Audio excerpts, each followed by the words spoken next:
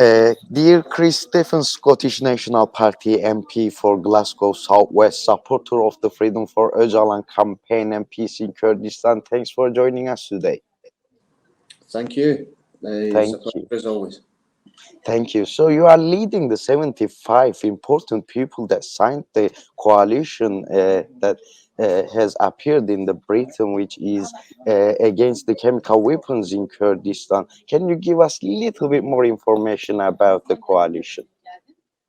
Yes, thank you. So there are significant voices within the 75 across both political and civic society across Scotland and the UK.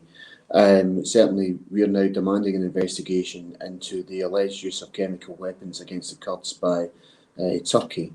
And this campaign is demanding action and an investigation, a formal investigation, so that we can verify that this is happening.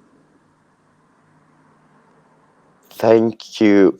UN member states signed the Geneva Convention to prohibit the use of chemical weapons and to consider them as a war crime. However, why does the United Nations remain silent about the chemical weapons used against the Kurds, despite claims and evidences on this issue?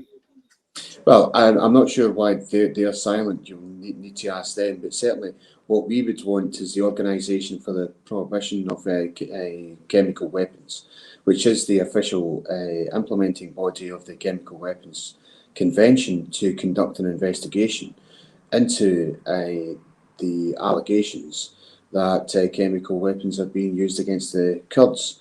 What is required here is independent corroboration that this is taking place.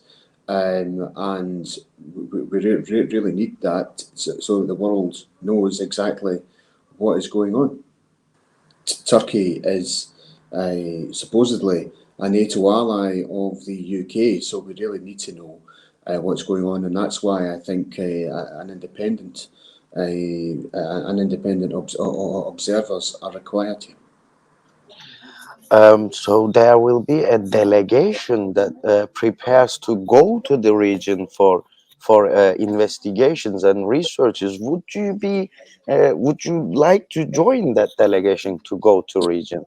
Well, I'm not sure if I'll be able to, but certainly if I am able to, I will. But I think it's important that that international delegation takes place, and certainly I would trust the findings that that international delegation comes up with. So certainly, as you're aware, we have a fine Kurdish community here in Scotland. They want answers, and certainly I and others, around the 75 people, want answers too. I would certainly like to be part of that international delegation. It's not always possible because of my parliamentary duties, but but the principle of an international delegation, going, finding out the facts, making findings, I think is what's crucial here.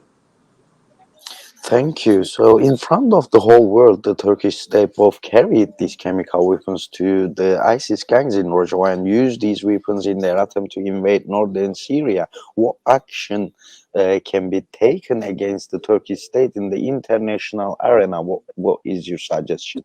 Well, the international community will have to decide what sanctions, if any, it would use against Turkey. It's a very serious allegation that chemical weapons are being used. It's a breach of international law. And as you've hinted at there, Turkey's relationship with ISIS is something that's been of concern for some time, and we really need to get to the bottom of all of that. And I think that the international community have a responsibility to take action against Turkey, and appropriate action against Turkey. It'd be unfair to say what that action is at the moment, but I think it's certainly the international community should be concerned about what the Turkish authorities are doing to the Kurdish population and its aggressive attitude towards the Kurdish population, both in Turkey and in other parts. Thank you. I would like to underline that as well. As you know, Britain is the biggest arms dealer to the Turkey, and many of the arms are produced in Bristol, as well as there is a chemical weapons batteries, and the licenses are has been sold to Turkey by Britain as well.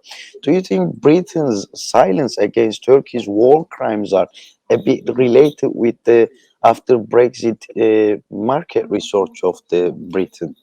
Well, I think the important. Well, it's interesting, isn't it, that the then Prime Minister Theresa May, after Brexit, and when she became Prime Minister, her first two visits were firstly to President Trump and then President Erdogan.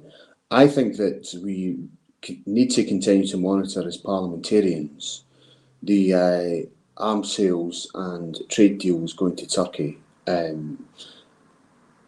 Because of these serious allegations. And I certainly think that there is appropriate action which the British government could take against companies who are selling these arms.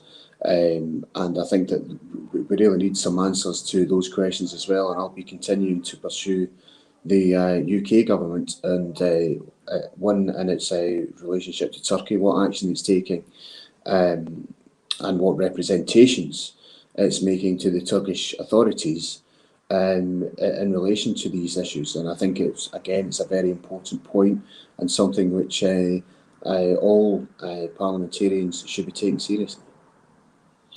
Lastly, dear Chris, international forces that they are entered Iraq in 2003, as you remember, under the pretext of chemical weapons. Why they don't? Why the same international powers even take a step against the Turkish state of use of chemical weapons today? It's important that the international community is consistent, as you say, and sometimes it's guilty of only being consistent by its inconsistency. Certainly, you're right in that in 2003 there were allegations of chemical weapons, some of which weren't found. And isn't it interesting now that we're facing these very serious allegations? They are extremely serious allegations, and the international community needs to step up. It needs to be consistent, and it needs to ensure that it's carrying out its human rights principles, because the principles of human rights is a very serious one. And I will continue to take the view that the Kurdish people, like any other people in the world, have the fundamental right to self-determination, and I want to see a Kurdish state. Dear Chris Stephens, Scottish National Party MP for Glasgow South West, supporter of the Freedom for Ocalan Campaign and Peace in Kurdistan campaign. Thanks for joining us. Thank you for your valuable comments today. Thank you very much indeed. It's a pleasure. Thank you.